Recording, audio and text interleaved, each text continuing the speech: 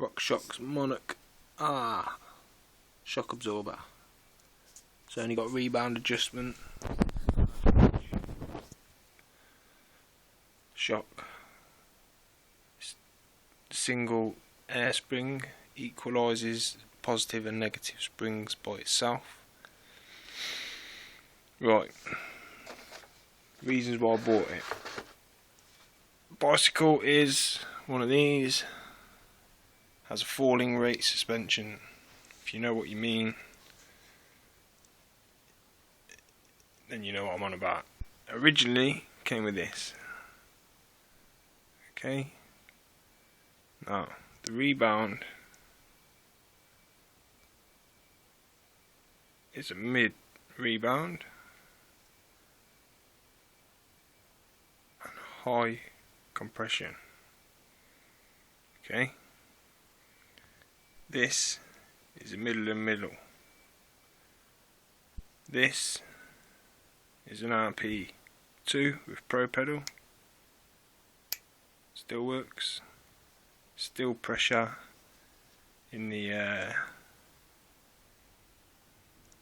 IFP chamber. New style shock mounts, pretty good. Not really had any problems with it, apart from it's either too hard or too soft. It's not me setting the spring wrong. If I've got it set hard, flick the Pro Pedal on. What I mean by hard is if I've got the back end set nice and up in the travel, so you're talking back there when you're riding sort of thing, maybe a little bit more, because this suspension, the first inch of rear wheel travel does 13mm of shock travel. The second inch of wheel travel does it about 10.5mm. Then the next inch does it about 8.5mm, and then the next inch only does it a small amount. Right? So my theory was that as the wheel was going through, this has got a very, what would you call it, linear spring, progressive, very progressive spring. It ramps up at the end, this does, and I've read that these have a bigger volume of space. See, this is a small air can, and if you fitted a big air can, then the equivalent, this would be in between that small air can and one of these with the big air can. Okay, so that is fairly more linear than this. If I'm using the right words, you'll know what I mean. If you know what you mean, if you know what you're on about, you'll know what I mean. That didn't make no sense. But anyway, right, so this was either too hard, and when you put your Pro Pedal on, it was very boing boing boing boing boing sort of thing, bouncing on top of the travel. This, now, it's still running in basically, only had it on about a week, is very, it feels stiffer, but the bumps are still absorbed by it, if that makes any sense. There's less pedalling feedback. Don't know whether that's due to I've used the Rockshox 3-piece shock hardware. Okay, it's like a black aluminium sleeve and two aluminium washers with an O-ring in them. Okay, they're very stiff to get in. Okay, I don't know, we'll try.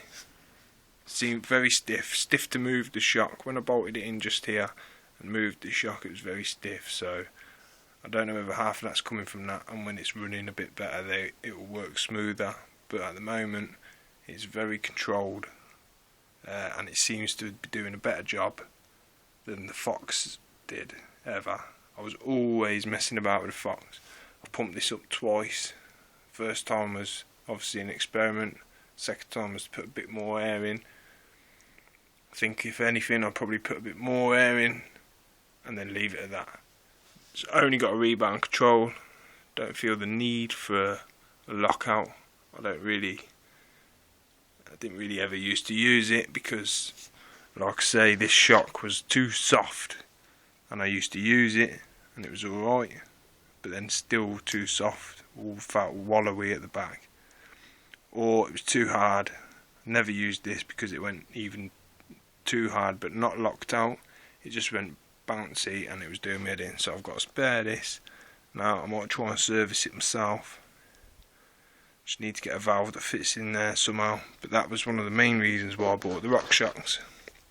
Now the Rockshox Monarch R, paid a good price from Rose Bikes in Germany. Had a bit of a problem with the address, but that's one of them things. Comes with air can service kit, what you pay £15 for off of Fox. But you can buy all the seals for this, and you can buy the valve that lets you pump up the the internal floating piston reservoir maintaining valve, whatever you want to call it. It is fully home serviceable, and it tells you it only needs an air can seal annually. That is what the instruction manual says. Annually, or 100 hours. But who does it by the hour? Look, seriously, instruction manual. Oh, that's the wrong language. Where's en Angleterre? Here we go, look. 30 bicycle owners manual, interval 8 hours.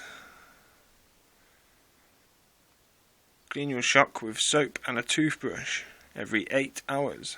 So if you're out all day, take a toothbrush. Keep mounting hardware clean and lubricated every 8 hours. Remove, clean and grease mounting hardware 20 hours. Inspect eyelet bushes and mounting hardware for wear and play, replace if necessary. Inspect shaft, reservoir, damper, blah blah blah blah. Look, anyway. Damper body and air can for scratches. Replace all seals annually. Replace damping fluid annually. But you, like I say, you can do it yourself. You haven't got to be a Fox service centre to just buy the O-rings, and you haven't got to take it apart and then gamble by taking all the O-rings out and going down to an O-ring shop and then trying to work out how to put it all back together. You don't have to do it at Rockshox. Cheap. Seems to be working well for me. Makes a squeaky noise, but I assume that's just the port working in the damper unit. Don't know. If you've got any more feedback on the squeaky noise, even though it works, then let me know. Nice one.